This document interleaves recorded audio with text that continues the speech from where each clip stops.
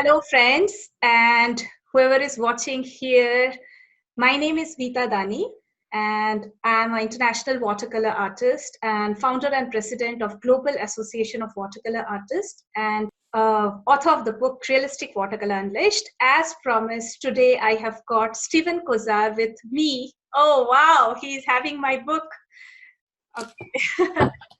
So I'm having Steven Kozar. You must be knowing him. He's a great, great, great personality. I cannot tell enough about him. So a little introduction from my end. Steven Kozar is my godfather, actually, because when I was passing through mental depression, I accidentally came across some hyperrealistic paintings on Google, and those paintings were of Steven Kozar. The second, later on, I also searched and I got some paintings of Eric Christensen and Kelly Eddington. But the very first paintings which I saw, photorealistic, hyperrealistic, they are of Steven Kozar, which totally changed my life. Wow. Whatever I am today, I can give a lot of credit to Steven Kozar. And so I call him as my godfather. I don't know whether he knows me or not, means he knows this or not, but he is. So today I have got him in front of you, and I have got some interesting questions for Steven Kozar, and I hope you all will get benefited from listening to him and will definitely get motivated and inspired to follow your artistic passion. So Steven Kozar, you can tell a little bit about yourself. Sure. Yeah. Well, thank you so much for that wonderful introduction. I'm really glad that you were inspired by my work. And I hope that I can inspire other people. And I hope that talking about my own story will be not just inspiring can sometimes mean that you overly polish something to make it seem better than it really is. Because when I talk about my life story as an artist, I had a lot of things go wrong. A lot of things go wrong. I had a lot of difficulties. Even today, I don't consider myself terribly successful in terms of, making money every single month and selling every painting I do and being recognized all around the world. I have a little bit of that, but it's always a mixture. And the thing that has driven me, I think, is that I just love painting. I love making really beautiful paintings, and I never put anything above that. In other words, if I was so interested in just making money and just being famous, I would have given up a long time ago. I started painting in, what would this be, 1980? 1986? 86, that's right. I dropped out of art school. I was going to the American Academy of Art, and I ran out of money for tuition. I won't tell that whole story, but I just really, really wanted to paint.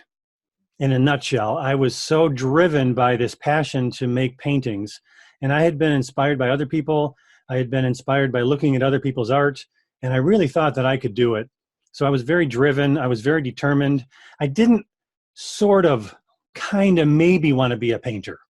I wanted to be a painter. So whether that was good or bad, I don't know. I was so driven. I was almost a little bit obsessive. No, I was obsessive.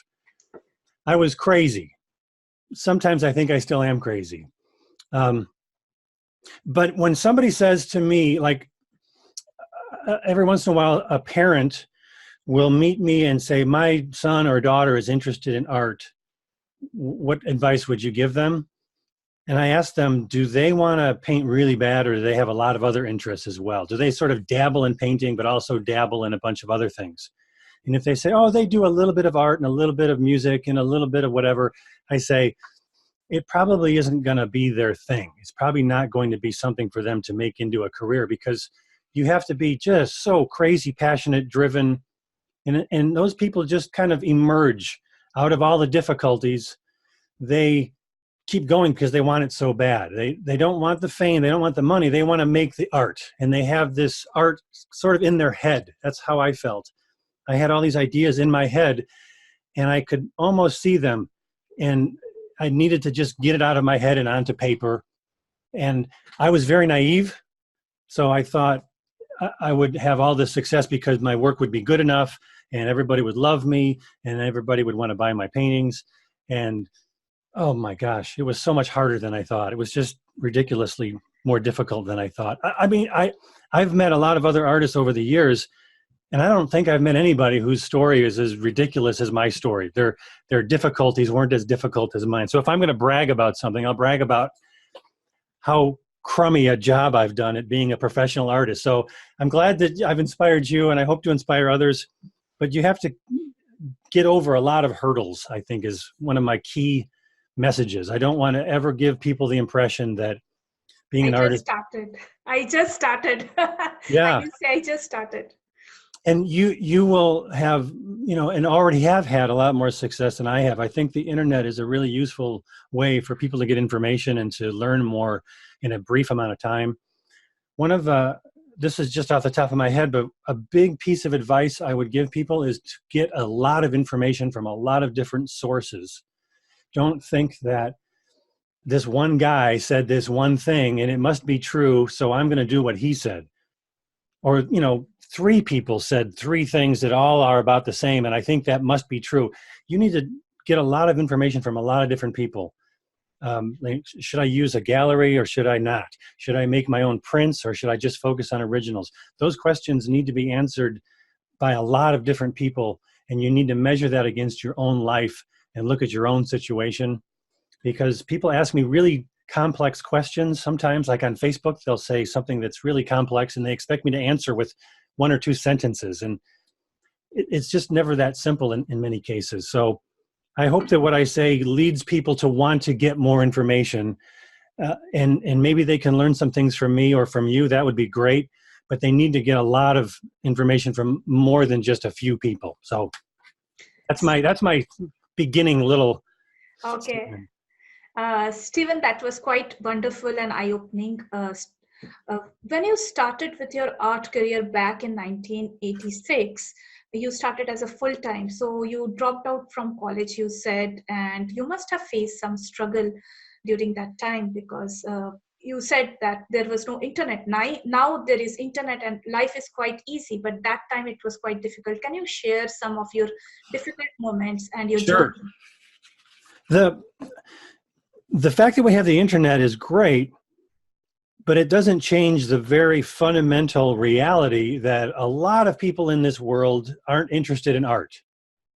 They appreciate it and they will say nice things, but that doesn't mean they're going to buy something. So that's a caveat. You know that word caveat? It's like, let me put this in front just to make sure that I don't sound like I'm exaggerating too much. Because yes, the internet is great. Having social media, I have a lot of new people finding out about my work because of Instagram and because of Facebook, and I'm really glad.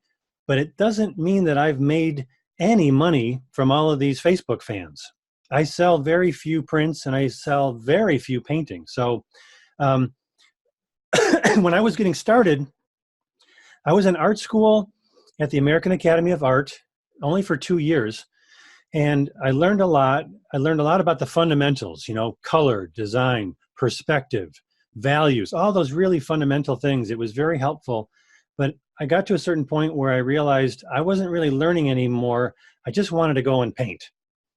And the learning that I was getting, the teaching that I was getting was very narrow. In other words, the teachers were saying, this is what a watercolor should look like. It should look like this.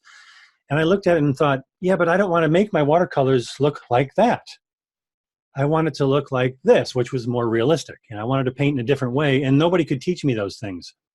So long story short, I dropped out of school and I started painting full time. And I was my wife and I had just gotten married. So she had a job. We didn't have any children. We didn't have any big expenses. We just rented a little apartment. And so I thought, I think if I work really hard at this, I might be able to sell paintings, and eventually I'll get more money, and I might as well start now instead of waiting until I'm retired, which was the story I had read. I got a lot of art magazines, and this is kind of like going on the internet back in the 80s. I went to the library and I researched through the Guide to Periodical literature, which was a way to type in, to look up topics. And I was looking at art magazines because that's all we had. And I was reading stories about artists and finding out, well, what did they do? And the biggest story at the time that I kept hearing was people got a job as a commercial artist or an illustrator. And then eventually when they put their kids through school and they paid off their house or whatever, then they started painting full time, when they were old. And they talked about how much they loved the ability to paint full time now that they had gotten that 30 years out of the way. And I thought, I don't want to do 30 years of illustration or commercial art. I was willing to do it, but I was thinking, if I don't have to, I'd rather not, because I wasn't a good commercial artist anyway. I wasn't good at lettering. I wasn't good at graphic design. I really wasn't. I'm still not. So my wife and I decided to take this leap into this unknown world of being an artist. And the other thing that I read about from all of the artists in the magazines was that they were represented by galleries. And these weren't galleries in a small town or galleries in a mid-sized town. They were almost all galleries in New York, maybe Chicago, maybe another major city, but it really was the very top of the gallery world. And that's where I saw, from what I read, that's where you could possibly make a living, not just sell a few paintings now and then, but if you were represented by a really top-notch gallery, then maybe you could make a living. So I started selling paintings just to family and friends at first, for only about 6 months or less. And very quickly, when I got out of art school, I noticed that my paintings were taking much longer. When I was in art school, I was being taught that you should do a painting in one day. Mm-hmm. And I thought, those paintings are nice. I don't have anything against them, but I don't want to paint like that. I want to paint much more detailed. So because my paintings were taking much longer, I had to sell them for more. Otherwise, I was making very little money. And then I realized, well, that's where a gallery can really help you. In the best situation, a gallery can sell the painting for a lot more money than you can sell as an unknown young artist. At least that's my experience back in the 80s. So I got a gallery in Chicago that wanted to represent me, and they were able to sell my paintings pretty consistently. But I was so naive. I thought that when I finished a painting and I shipped it to the gallery, that they would sell it right away. And then I would get a check the next month. And I would send them another painting, and then they would sell it right away and send me a check. I thought I would get a regular income from being an artist. And I really thought that that was not unusual. I thought that's what I should expect. And I learned the hard way that, no, that's not how it normally works. Normally, a gallery can't sell your paintings every single time. They might get to that place years down the road after they build up your name and you have a lot of exhibits and you build up an audience and a list of collectors. But anyway, I got started in a number of different small ways that they all added up to me saying, I want to do this full time. I made the decision with my wife and with her support. If she hadn't wanted me to do that, that would have been okay.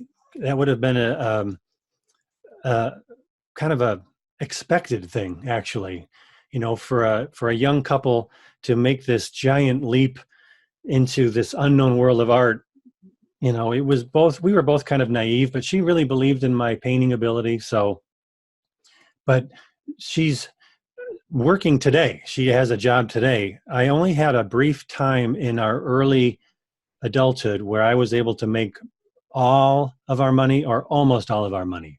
Whereas today, since about 2010 or so, I've been making about half the money. My wife makes the other half. I don't make enough money to live on based on our lifestyle. We have a house with a mortgage payment, and we have grown kids now, but for all the years that I was painting, it was very inconsistent. So there was only about half of the time that I made enough money to live on. The other half, it's been a mixture of me and my wife together. So I want to give people the clarity of what my situation really is. I don't want anybody to think, hey, he's made all this money and it's not been too hard. I can do it too. I don't know. Maybe you can, but just, again, to be cautious. I don't want anybody to get into financial trouble because they think it's going to be so easy. That was a long answer, wasn't it? No, but I was quite like, I got carried away. I was feeling like I'm just experiencing those things along with you. And well, in fact, let me tell you a story that will give you even more of a background, because I think this might be interesting and maybe helpful. When I was going to the American Academy of Art, my wife and I had just gotten married. We lived in a little apartment, and I was able to walk back and forth to school. And I really liked the energy of living in a big city like Chicago. And I liked the fact that I could see a lot of other things all within my own neighborhood, within my own, like 1 square mile. I saw famous people. I saw celebrities. I saw rich people. I saw a lot of poor people. And I really felt like I could be any of those things. I could be a poor person, but I also might be successful. I might become a celebrity because they're just real people like me. I remember walking down the street and there was Oprah Winfrey. She was right walking the other direction. We crossed paths. That's when she had a TV show in Chicago. And I never did become a celebrity, but it kind of gave me the idea that everybody is just a person.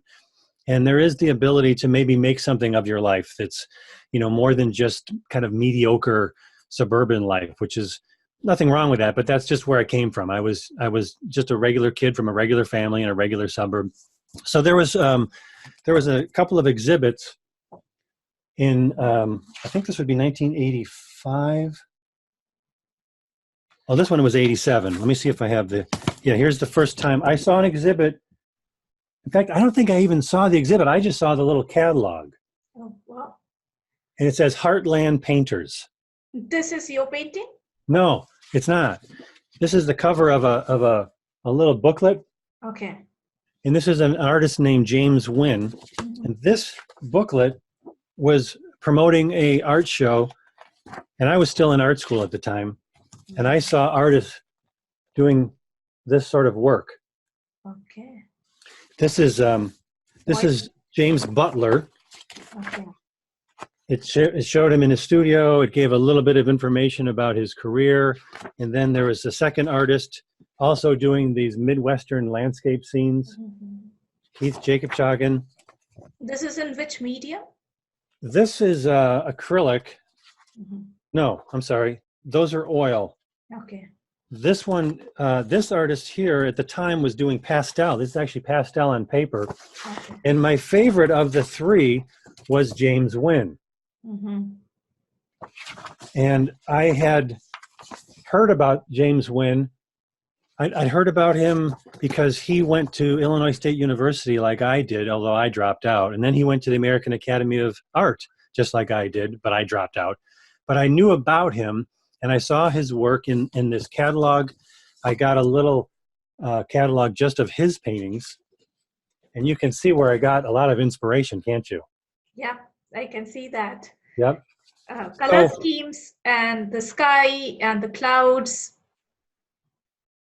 So I loved these paintings, and I knew that these men lived in the same state as me, and I knew that they were making a living at their art to some extent. I didn't know the details. I didn't know exactly how much money, but they were represented by good galleries, and they were selling their paintings for a lot of money. So I thought, man, that's what I want to do. I want to do what these guys are doing. And I went to one of the guys that taught James Wynn, the professor that I never had at Illinois State because I didn't stay there long enough, was Harold Gregor. Okay. Harold Gregor was a photorealist painter who painted Midwestern scenes starting in the 70s. And he did some impressionistic paintings, and then he did some very photorealistic paintings like this one. Okay. So on the way home from school one day, I stopped at the gallery in Chicago where Harold Gregor's paintings were being displayed for a show. And I thought, that's what I want to do. I want to paint what this guy does, something like that. I don't want to imitate him, but seeing the paintings in person was so much more powerful than just seeing them in a little booklet. And so this was like midday, 4 o'clock in the afternoon. There was nobody else in this little gallery. And if people haven't visited a real art gallery, a serious art gallery, they don't sell jewelry and trinkets and coffee mugs. It's not in a shopping mall. It's very, it looks like a museum. It's prestigious. The whole focus is on the art. It's very pure. So you go there to look at art and maybe to buy art, but you don't go there because it's fun. It's more serious than that. So just to kind of paint the picture of what it was like for me as a young artist, I thought, I want to be an artist like this Harold Gregor guy or James Wynn.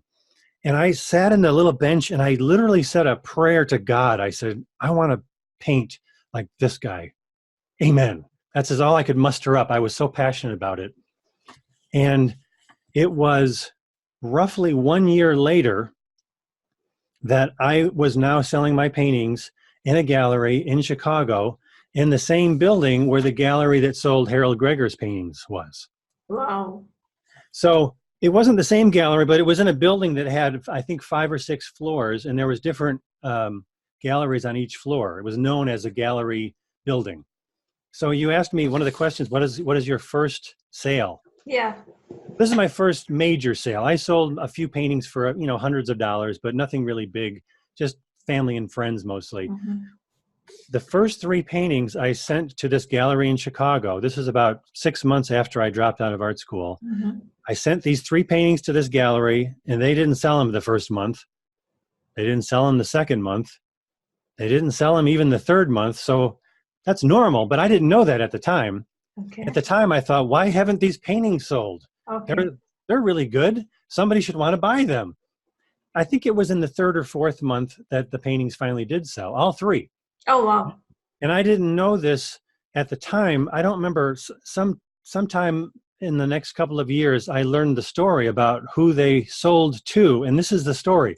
The person who came into the gallery, maybe it was a couple of people.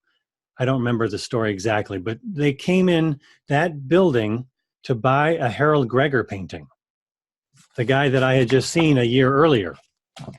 And the elevator got off on the wrong floor.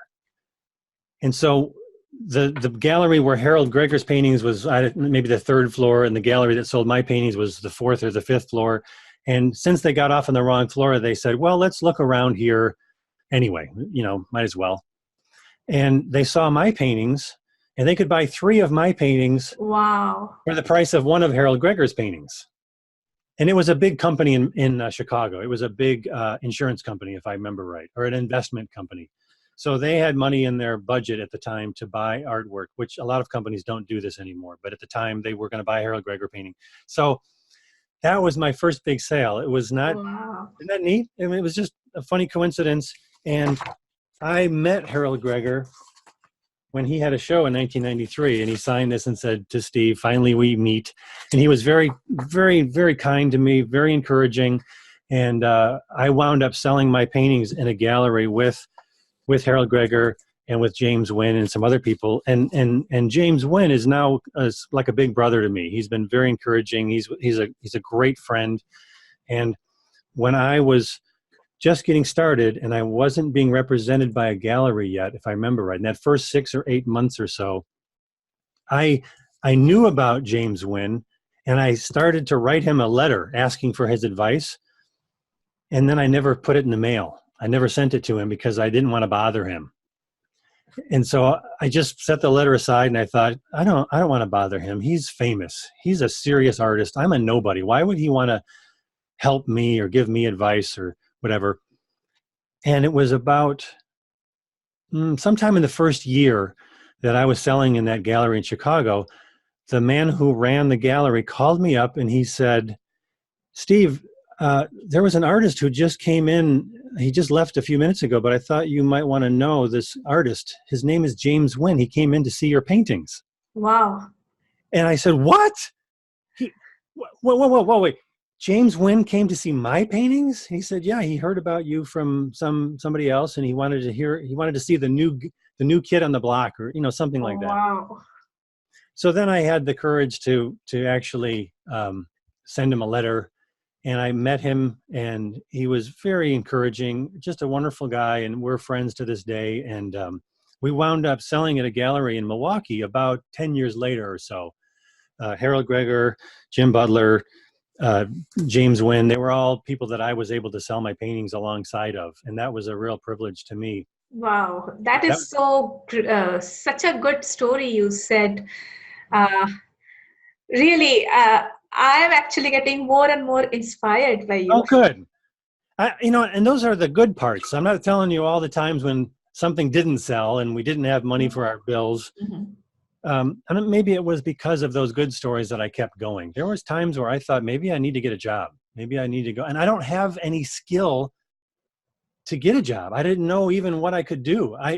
There was one time, this would be in the late 1990s, where I had given a talk to a Rotary Club, because sometimes I would be invited to talk about my art at a local organization. And the guy who invited me was the manager for a big car dealership in Madison, Wisconsin. I live near Madison, Wisconsin. And he was really nice. I really liked him. And sometime in the next year, I put on a suit and I went for a job interview at his car dealership, because I thought, I got to get a job. And I maybe I could be a car salesman. I hear they make, pretty good money. This is in which year? This was in the late 1990s. Oh, Because I thought, I'm failing. I don't have enough money. I can't support my family. And I went and talked to this guy about getting a job. And he said to me, Steve, you would probably be a good car salesman. I'm sure you could do this, but you're such a good artist. I really feel bad about even hiring you. I would hire you tomorrow, but I don't really want to, because I think you should continue being an artist. And so I drove home and I thought, man, I can't even get the job at a car dealership. Maybe I should try harder at this. And so there were a number of times where I thought, I don't know if I can do this anymore. Not because I wasn't a talented painter, but because I didn't really know how to make enough money on a regular basis. So that's kind of the best and the worst of my life situation. shall I add few things here for the audience? Sure. I really feel, see, I was working as a software engineer for 12 years, and I did my master's in computer science before that. So I have a little bit of thing about this particular situation. See, what happens is, if you are a doctor, if you are an engineer, you don't work alone. You work in company with other people. So for example, a junior doctor is working under the guidance of senior doctor. The senior doctor is telling the junior doctor how to work and what to do and how to get more experience. And once the junior doctor gets enough exposure, junior doctor carries on with his own life and he can create his own business and all that, right?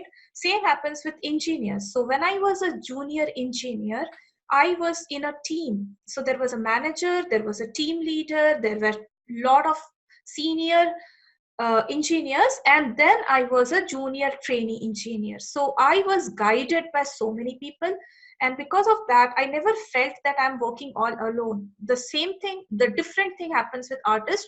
All the artists are working separately. So Steven Kozar worked separately. There was nobody to specifically hold his hand and pull him down the road and teach, okay, this is what you need to do and this is what you don't need to do, right?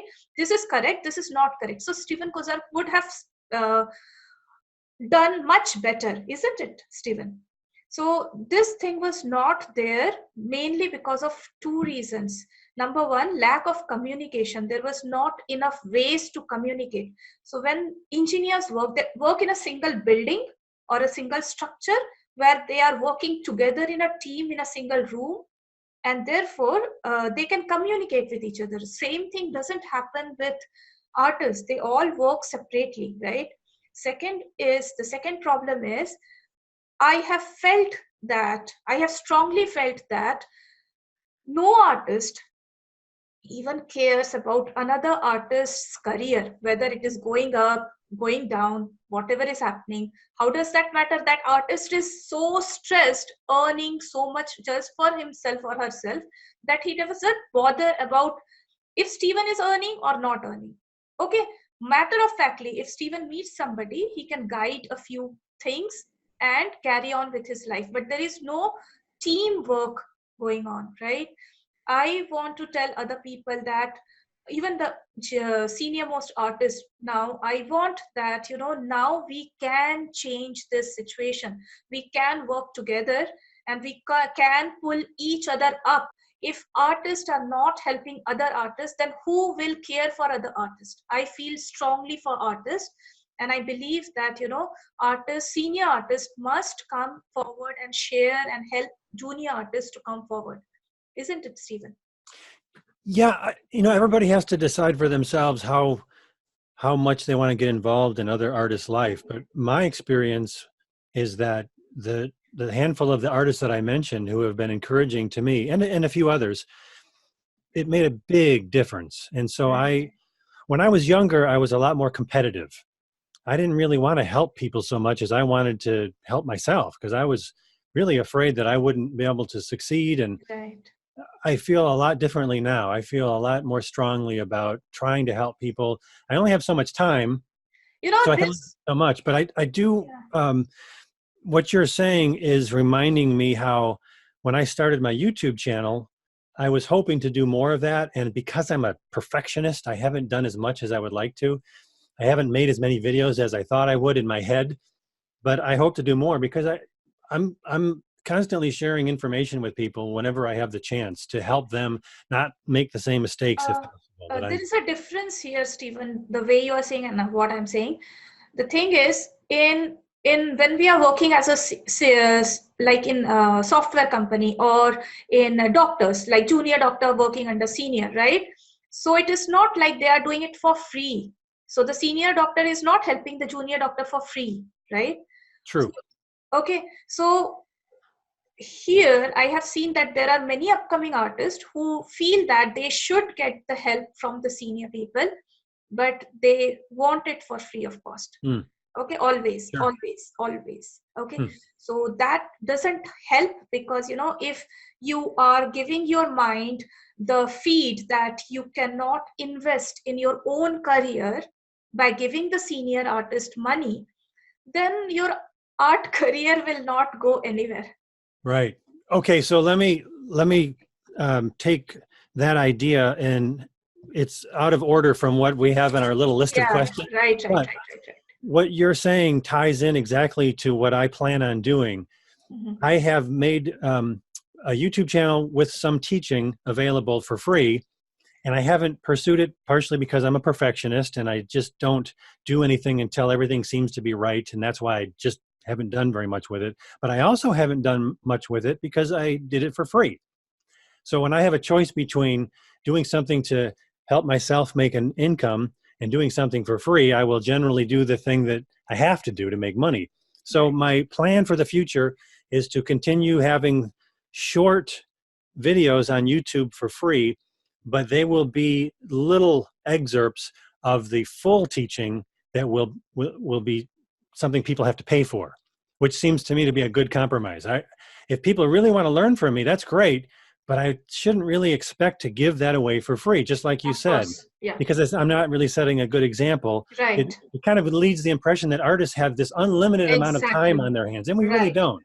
Right. And we shouldn't even have to apologize. It is not professional also. It is not professional also. Right. So you've been encouraging me to online courses. To do online courses. Exactly. And so I don't have an exact announcement to make today, but I am in the planning stages of doing online teaching. In fact, my son is going to help me because we've been talking for the last couple of days about this. He really loves filmmaking, and he has professional filmmaking or film editing software on his computer. And I said, look, I need you to help me because I want to do this really, really well. I don't want to make this corny and cheesy and low budget. I want to make this look good, and I want it to be really interesting and even entertaining to a point. I don't want to make it kind of boring, but I want somebody to help me. And he said, oh, Dad, I'll help you. So you are lucky. It's going to be really good. Now, I don't believe in luck, by the way, but here you have a son who is helping you for editing. So not everyone gets that thing. So I have started my online courses with a very low budget. and I'm just using Facebook and Zoom technologies for giving this training, and it is quite successful. And I have given training to quite many people so far, and they have got fabulous results. So it is not always that very high-end technology is important, because like there are many artists all around the world who does not have the privilege to edit their like the videos and all those things. I want to encourage those people also, like those artists also, that it is not always that you need a very high budget thing or very edited sophisticated thing. If you are a damn good artist and if you are a damn good teacher, then you can make a lot of money, That's because true. yeah, because now the whole world is your market. Well, and I don't have really expensive equipment, but I just want to make it as good as possible. That's what I'm saying. In fact, I think what you're saying points to an interesting idea, and that is, I've looked at some of the teaching videos on YouTube, not a lot, but some. And to me, they take too long to get to the point, and they're kind of boring. And they have this frilly music that starts, and they have these long introductions. And to me, it doesn't, I want to switch it off right away. I'm like, duh, I can't stand this. Just get to the point. Show me how to make a better painting. That's what I want. If it was me, and I didn't have anything like that when I was getting started, I went to the library, I looked at all the articles, I read every book I could find, and there was nothing. So I love the idea that I could help teach people in a way that gets to the point and it's really interesting and it's professional enough. But if you go too far with professional video editing, well, now it's all about the video itself and not about the content of the video. So I agree. If I had to choose, I would make a very, very simple but really a video that taught really well, but it was just simple. But if I can, I'm going to make a really good video that teaches well and looks as good as it can look. And it's a little bit more professional, but not too professional. Because I agree, I don't want to go down that road. Like, okay, here's a secret about videos. You want to know the secret to make videos look really professional? Yeah. You use a camera with a wide aperture lens. That's all you do. Okay, I will write it down. A wide aperture lens, and you have to have a digital SLR camera. You can't do this with an iPhone. And it has a wide aperture. All that means is that the person's face is in focus, and everything behind and everything in front is all blurry. That's what happens when you use a large aperture. And if you use that for filmmaking, it looks professional. It's not that hard. You just have to have the right lens with the aperture wide open. And now everybody goes, oh, ooh, he's a professional filmmaker. It's like, oh, it's not that hard. So anyway. I have written it down. Okay. So this is a point to be noted. So I'm very sure that, there will be lots of people who are eagerly waiting for you to come up with the online course where, they can come and join and learn from you, because knowledge is something which should keep flowing from one person to another, and not every person can come and visit you personally. So there has to be a way in which you can share online. My next question for you is, we are writing a book together along with Angus McEwan, David Stickle, Mikhail Starchenko. Please share some information about that book. I can share a lot about it, but I want you to share something about it. Let me show you. Hang on. It's here somewhere. I want to show you the painting. This is not the original painting. I sold the original painting. Oh, you sold? Okay. But this is a print. But when I made this painting, for the first time ever, I documented the whole process. I took a lot of photographs, hundreds and hundreds of photographs, and I wrote a whole chapter. And this is the painting that I worked on. So a lot of people really enjoyed this painting. It has been a very popular painting for me, which I'm glad. I'm so lucky that I saw it from scratch, like right from the drawing stage till the ending stage. So just for you people, I want to share that next year in 2020, my book is coming into market, and I'm the lead author of the book, and I'm writing this book along with Steven Kozar, Angus McEwan, David Stickle, and Mikhail Starchenko. So these are other 4 co-authors, and I am the lead author in that book. And this book will be simply unbeatable book, because it is having so much of information on how to make a realistic painting that you will not be going to anywhere else. And what will happen to the previous book? So this book will be a serious competitor to my previous book. All those people who love my style, who wants to understand how I work and truly how I work, they should purchase the first book, Realistic Watercolor Unleashed. The second book is a combination of this one. I cannot talk enough about it. It is a super good book. And but the second book is having my knowledge, 70%, 1 chapter each by Steven Kozar, Angus McEwan, David Stickle, and Mikhail Starchenko. And there is 1 special chapter it is by a very famous Indian photographer, Kumar Kanchu.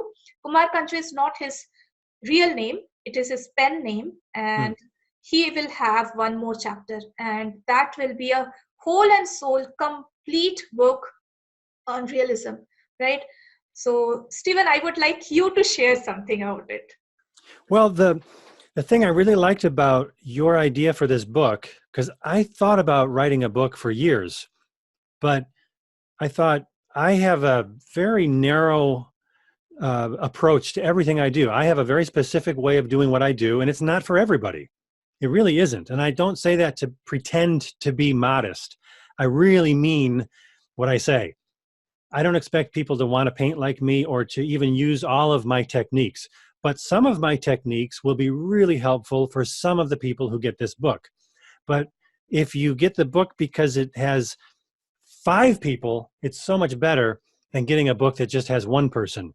Because it's possible you'll get the book because you want to read my chapter, but my chapter won't be as good as maybe the chapter from Meeta. No way. Or from Angus or from David or from Mikhail. But all of us together will give different viewpoints of a similar topic, but all of those viewpoints together should be really, really useful. And I can't imagine that somebody won't learn a lot from this book because there's more than 1 person. And I like to teach a certain way. I like to do things a certain way.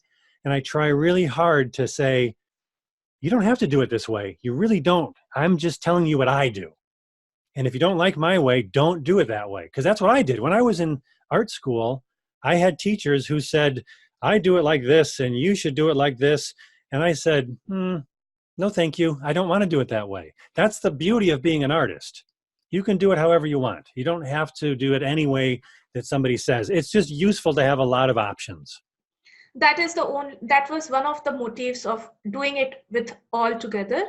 Yep. And the other motive was there are many artists who don't want to write a book because they are so busy with their paintings and all their life that they don't want to write a book. And I wanted to write this book along with other artists because I felt that their knowledge is so precious that, the knowledge should keep flowing from one person to another. And because they are not able to write a book from scratch to finish, like from starting, like from planning stage to marketing and selling stage, they can't do it because of time commitments. I should jump into it and I should take away all their problems. They just need to paint and write. They don't have to do marketing. They don't have to do editing or anything else. So that was my concept behind this thing. And I was quite, I will consider myself quite, I don't want to use that word lucky because that is not there in my dictionary. But Right. Sometimes I do feel like, Steven Kozar, I approached him, he said yes.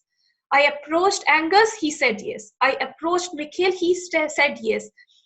I went to David and he said yes. I only went to Thierry Dhavel, but he was so busy in 2019 that he could not do it. He also told me that he will be doing it, but not this time. So I'm counting on him. But, I feel that, that is quite I don't know why they said yes, because I'm like a small tiny baby in front of these people, this good artist, renowned artist, and I feel that I feel honored. This is more than their yes was more than a certificate. It was more than an award for me, and I will not let that thing down. Like, they are counting on me to get this book out. I'm so involved in so many other activities that I could not do justice to the book so far, but I will make sure that it is out in the market in 2020. Well, take your time. Make sure it's done It as will good be as done it in a can. fantastic manner. Okay, so Will I it be have few will it, questions for you. Yeah. will Okay. it be about the same size as this book? Yeah. That's what I thought. Yeah. It will be, if not less, if not more, it will be Hmm. of same size. Okay. Cannot go below that because so much of information is there, so much of things are there. It is very difficult for me to crop, because all information are so valuable that you have Right. written. It can make a whole book what you have written, Hmm. but I have to crop it in a certain way so that it fits the book size. Right. Anyways, so that my next question is, please share a painting tip or hack that you would love to use in your painting. So, Well, this isn't exactly a painting tip in the sense of physically the painting part itself, but I have a big printer so I can make my own prints. oh wow, And can we see that?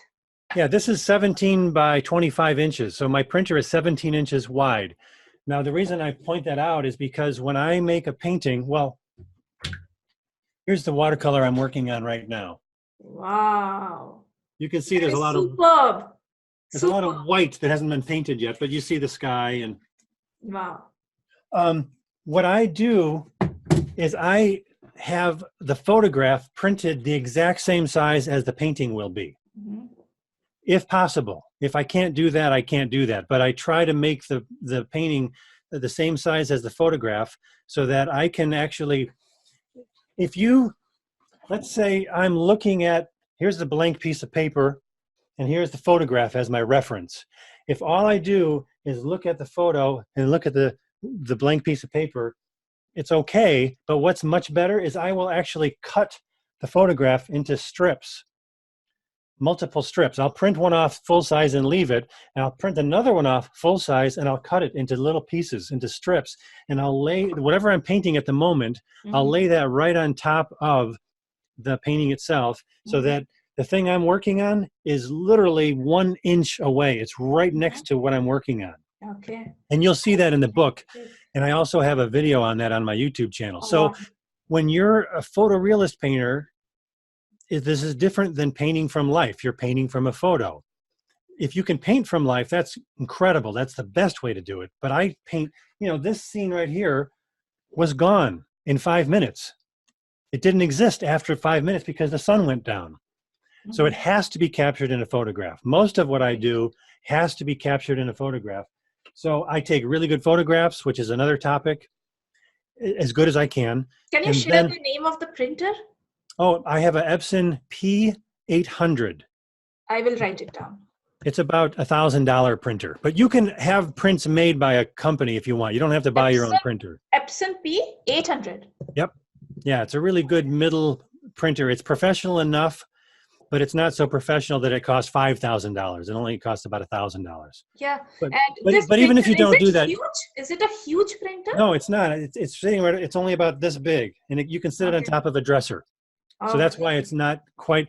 I used to have a different one that was much bigger and heavier, and I'm they going come. to have it. Yeah, it's really useful. In fact, the whole line goes wider from 17 inches. They have a 24-inch one and then a 44-inch one. But the bigger ones, after 17 inches, it's so big that you really have a hard time finding a spot for it. It has to have its own stand. And sometimes, like I'm in my basement right now. This is where my studio is. I couldn't get the big one down the stairs and around the corner because there isn't enough room for it to physically be brought into the room. So this P800 is a really good compromise between a big one and a small one. Anyway, Okay. when I'm painting, I don't want to look at the photo over here and the painting of it over here. I want to have that part of the photo right next to this thing that I'm painting. It's Mhm. amazing how much more beneficial that is. Can Because we see your easel where you keep your painting? It will be a fun to yeah, wow. it's this big, it's just a big easel that's mounted against the wall, and you'll see it in the book. But when I'm painting the washes, Mhm. I have this stiff. I have it in my lap, so I paint Okay. the washes in my lap. But most of the painting is done up here. Mhm. I usually have. Oh, let's see if I have the photo. Oh, I don't have the photo handy. Sorry. No problem. We But can guess it. when I'm working on let's say I was going to work on the center part of this painting, I would have the photo of that part of the painting right next to it. I wouldn't have it over here. I would Mhm. have it right there so I can see side by side. Another thing about me How that I you will should, how you will stick that photo there? I You will would have just, to hold it? yeah, I might have a white piece of paper covering this that's Okay. taped on top, and then Okay. I would tape that to the white paper because I don't Oh, want to get okay, paint okay. on the painting. Okay, okay. Got it, got it. I also have a little ledge here. So a lot of times it can just sit on the ledge and just float over the Okay. top. So Mhm. another Okay. thing I should mention that makes me This was different. a great tip. This was a great tip for me. For me, Right. I absolutely love this tip. It's when you're a realist painter, and especially a photorealist or a hyper realist painter, you have to get everything right. And the values have to be, it can't be a little bit darker or a little bit lighter because now everything gets thrown off. And you can't judge the values unless you're looking at it right next to the actual painting. If you're looking at the photo over here and the painting over here, you can't see if it's right or not. Yes. Now, if you were painting a real person, and when I went to the American Academy of Art, I did life drawing, and we had a bench with the same kind of angle that you see here. And instead of having a photo, we had the model that we were painting a model, and we always had our bench like I'm looking at you right now. If you were the model, my bench would be right next to the model. So I would look at the model, I would look at the drawing, I would look at the model, look at the drawing. So I learned that from my experience at art school. And for years I used, in fact, let me show you this.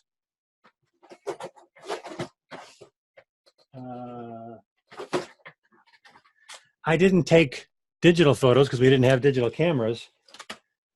I used 35 millimeter slides. Oh, wow. And this is how I worked before digital. This is a little magnifier. Mm-hmm. I got it from my dad when I was a kid. This is just an inexpensive magnifier. My dad worked on a printing press, Mm-hmm. and he gave me a couple of these. They would sit in a printer's pocket, and then they would unfold them. It's called a loop. Okay. Quite interesting. So you could sit this on top of whatever. I was using it Mm-hmm. for a slide, Mm-hmm. and then I could see Mm-hmm. the slide, and I could see the painting. So I was doing this with the slide back before I had digital photographs. Mm-hmm. So I'm looking at the scene that I want to paint, and right next to it is the painting itself.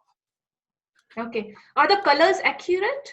Oh, 35 millimeter slide film was very accurate. Okay. And it helped if you knew the difference between the slide film, because I used Fuji slide film and it had more reds and it was more vibrant. Kodak Ektachrome was more accurate. In fact, I didn't even think about this until I'd been doing it for a while. But Okay. my paintings from the 1990s look like Fuji slides Okay. because they were really bold and they had really bright Okay. reds and violet colors. And one of my best friends and one of my favorite painters is a guy named Rod Penner, R-O-D, Rod Penner. And he was using Ektachrome film. And Ektachrome film is not as vibrant. It was very accurate. And his paintings are more subdued and more realistic than mine because of that. So just an interesting little fact. But I do like more vibrant, like, this is my painting, the corn, the standing tall in a storm. This is my second realistic painting, which was done in March 2015 when I started with realism. And I asked my daughters which color kernel I should paint. So one said green, one said red, and I added all the colors which I had. Yeah, you can do that when you're an Yeah, artist. I like it. I sort of like it. And the painting that you can see in the back, that is my daughter's painting. I added Yeah. a lot of drama with pink, and I even changed the dress color of my elder daughter just to go with the color scheme, pinkish. And this brings up an interesting point for me. I think it's really good for an artist to take whatever you're excited about and just go for it. And if you find somewhere down the road, 5 years, 10 years, maybe 20 years later, you don't really like that thing anymore, well, change it, do Yeah, for something sure. different. Yeah. I think one of the difficulties of being a professional painter is that you become, if you have any success at all, you become known as the guy who paints this. And now 5 years, maybe 10 years later, you feel like, well, I have to paint that thing again because that's what people expect from me. And you can burn out. You can feel like you're just a machine now duplicating yourself. And so for me, if I look at my body of work, because I've been doing this 33 years, I think, 33, I Yeah, think. 33, 33. Okay. So I've changed over the years, and I think that's a healthy thing because you feel like I'm now excited again because I'm doing something different. If you feel like you're doing the same thing over and over again, and this is for people who have been doing it a long time, if you're just getting started, this doesn't really apply to you. But in For fact, me, for me, I really don't care. Whichever subject I like, whether it is a wildlife or portrait or figurative or still life, whatever I like, I paint.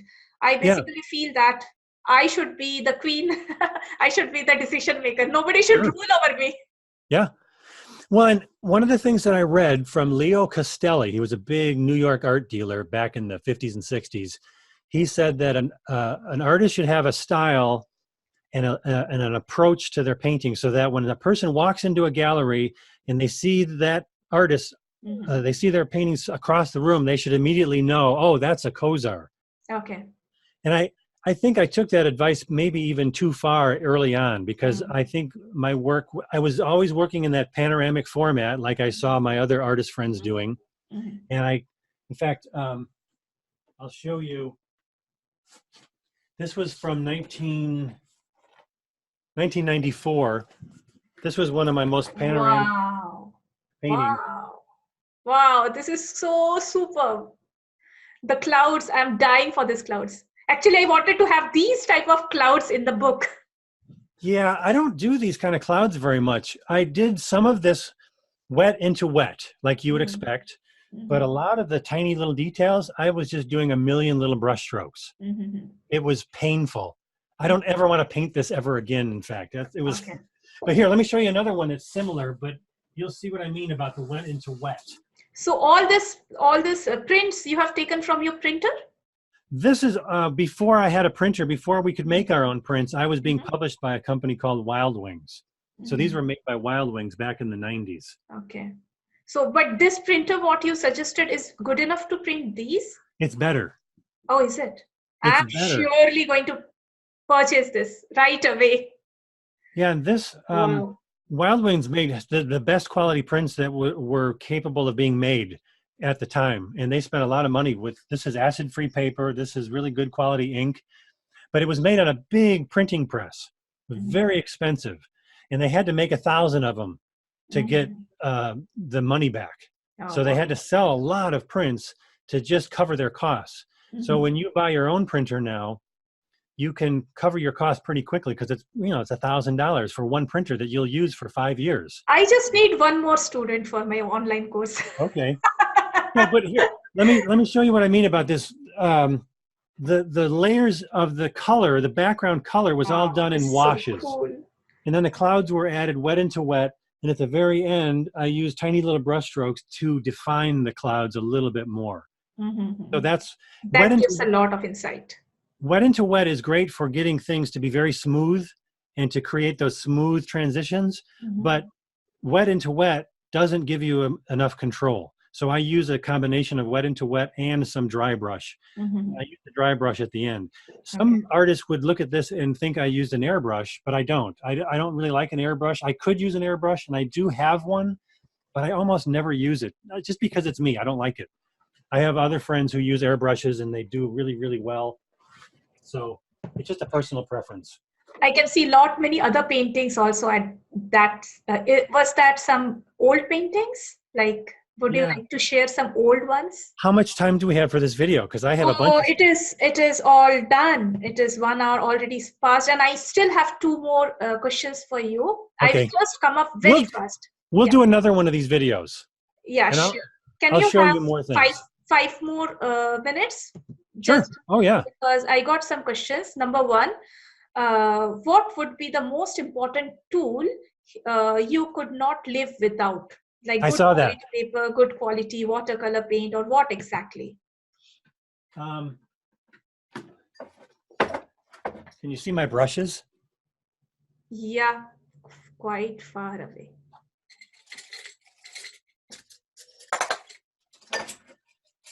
Yeah, paintbrushes are kind of important.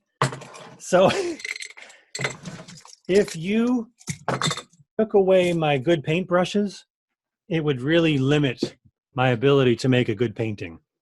And if you gave me that terrible watercolor paper that they give kids in elementary school or in middle school, that would really limit my ability to make good paintings. If you gave me those really inexpensive little watercolor trays, I could actually make a good painting, even if I had those cheap watercolors. It wouldn't be my choice because it doesn't have enough versions of yellow or blue. It always has a terrible version of yellow. And it always has a pretty terrible version of green too. But the blues are fine, the reds are fine. But all that to say, a paintbrush is extremely important. And there's only two brushes that I really use consistently. It's the Winsor & Newton Series 7 brush. And I mentioned this in one of my videos. You can see I have, this is the jar with the most recent brushes. These are the ones that I've used the least. And if I haven't even used them yet, I leave this plastic protector on so that I know that this is a new one. Mm-hmm. And if I didn't have money for my utility bill, and I didn't have money for food, and I didn't have money for my mortgage payment, I would still buy paintbrushes first, and I would be late with all my other bills. I'm exaggerating, obviously, but I need to have these really good brushes to do the kind of controlled, detailed work that I do. And I don't know if I mentioned this before, but I'm extremely nearsighted. So when I paint, I have a separate pair of glasses that allows me to see right here. Mm-hmm. With my normal glasses on, I can see good from about here out. These are the glasses I wear for the rest of the day. But when I'm reading or when I'm working, I use these glasses, which is for right here. But when I'm actually painting, half of the time that I'm painting, I'm not using glasses at all. I'm getting like this. Okay. And this is what I just learned about 5 years ago when I went to a different eye doctor. He explained to me, he said, Steve, your nearsightedness is extremely unusual. You don't just see normal up close. You see much, much better than normal up close. You see things up close that other people can't see at all unless they have a magnifying glass. So I went, oh, okay. Nobody ever explained that to me before. So when I was working on a painting and I was fussing over every little detail, and my poor wife would say, honey, I think it's done. It looks good to me. I'd say, no, it's not. It doesn't look good. Look at all that stuff that's not finished yet. Well, she literally can't see what I could see. So it's like we were speaking two different languages. Yeah, right. So Both now are that correct. when I understood that, in fact, the first thing I did on the way home from the eye doctor was I called my friend Rod Penner and I said, hey, Rod, do you have the same nearsightedness that I do? He says, yep, that's what, because he makes paintings that are 6 inches by 6 inches and they're amazing. You see them on a computer screen and you think it must be, 3 feet. No, it's only 6 inches. So when he gets up close, he can see every little detail. So it's a blessing and a curse because I'm painting things that some people don't even see. I cannot see. I have a problem with my eye.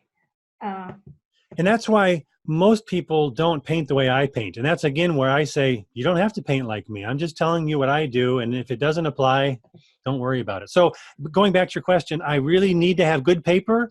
I really need to have good brushes. Which paper you use? I have a whole video about the one paper that I use.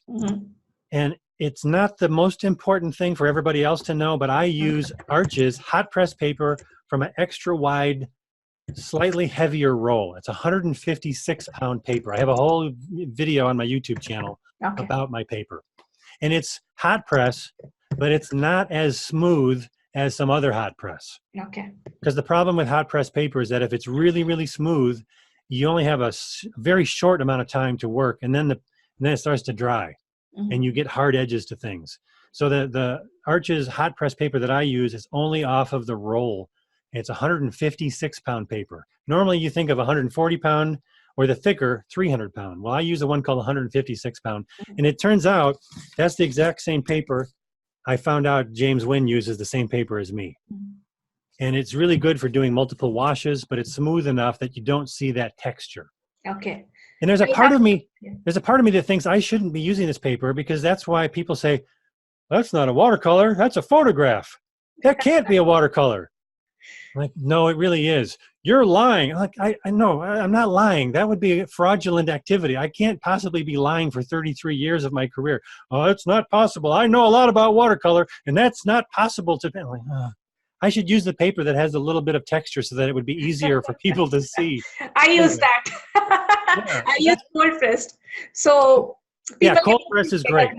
Cold press is a really good paper. I recommend that people use the middle of the road cold press paper. If you can get the 300-pound paper, you don't have to stretch it because it's really thick and it doesn't buckle very much. But if you get the 140-pound, you can stretch it. We are running a little late, but I still have one question regarding the size of your work. Do you start a piece with a finished size in mind, as you know, people notice your work varies a lot in different sizes, or do you have a formula that you apply while selecting the size for painting? How you I do think about a number of things before I make a painting. Like, for instance, if I'm trying to make a painting that will go to a gallery that's representing me right now, and they have 5 paintings, I will try to make a painting that doesn't look like any of the other 5 paintings. It might be bigger, it might be smaller, it might be winter instead of the summer. You know, all of those things have an effect. So I think about proportions first. In other words, I think about what's the composition going to be? What will I leave in and what will I edit?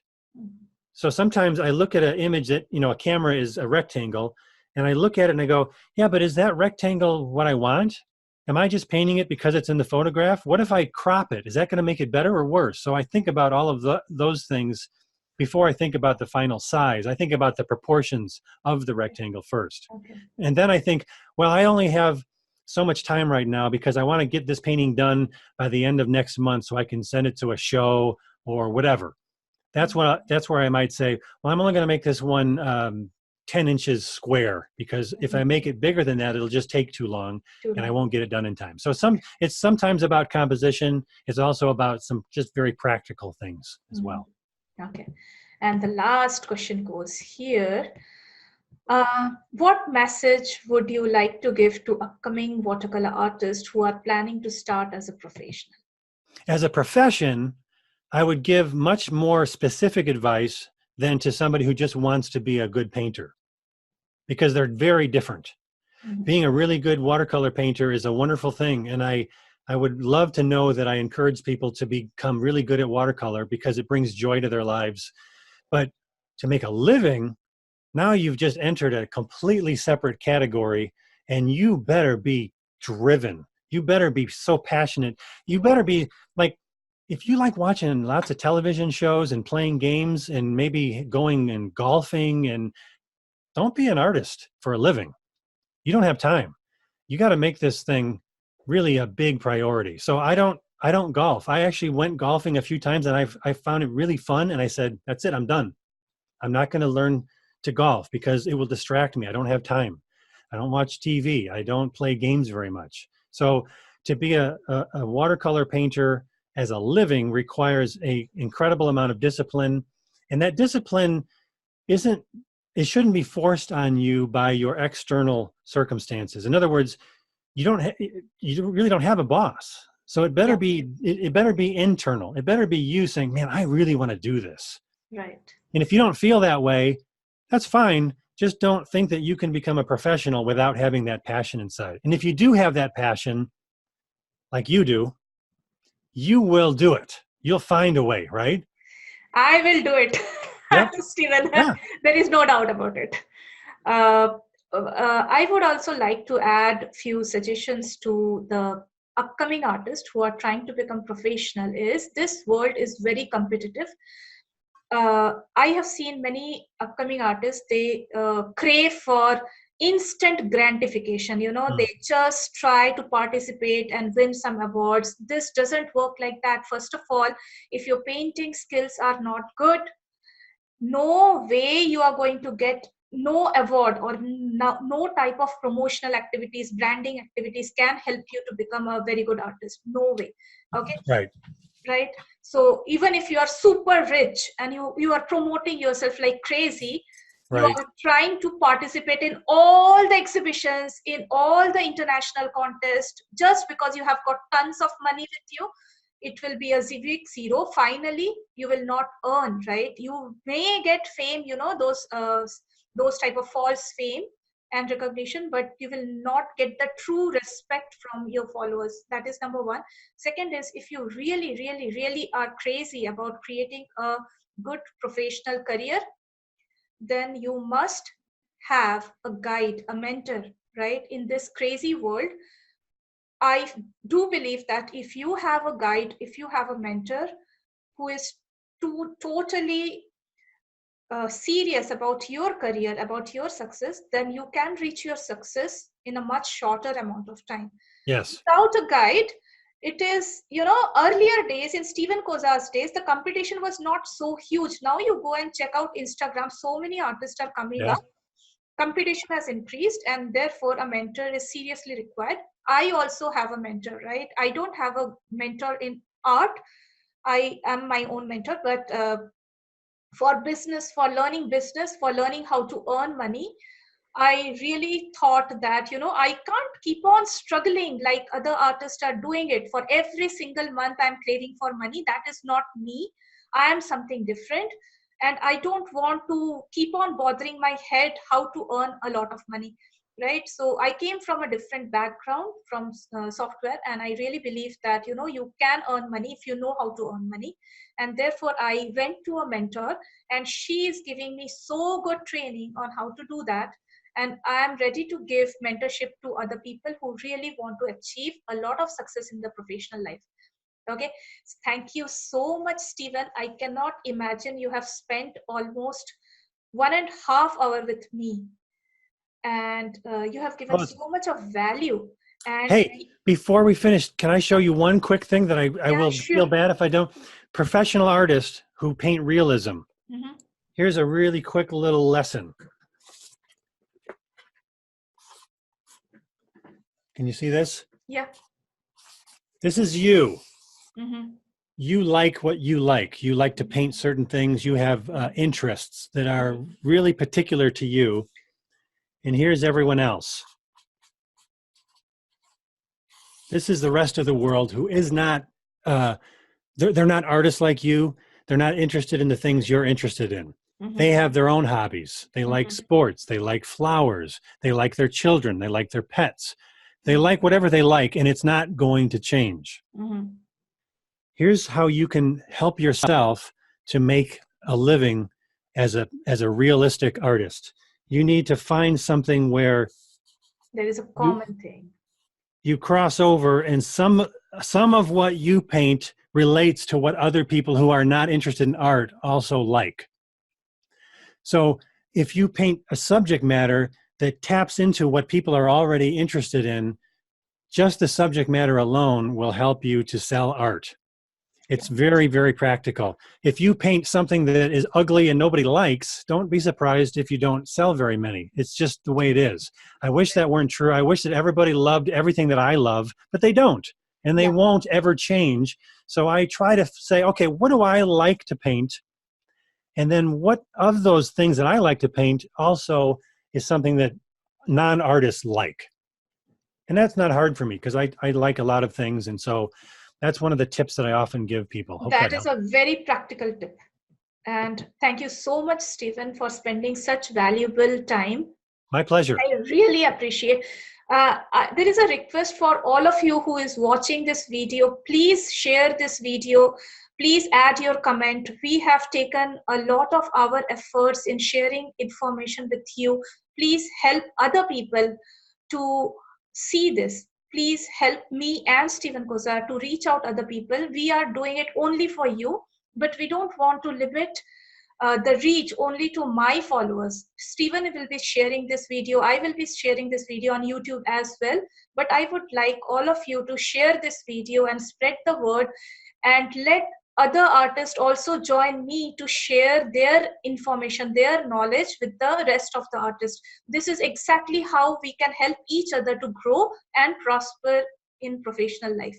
Thank you so much, Steven. I can't thank you enough for your precious time, and I wish you a very successful career and in online business specifically. I will give my 100% support in your online thing to bring it up to the entire world. Okay. Thank you so Thank you. much. Take care. Bye-bye. Bye-bye.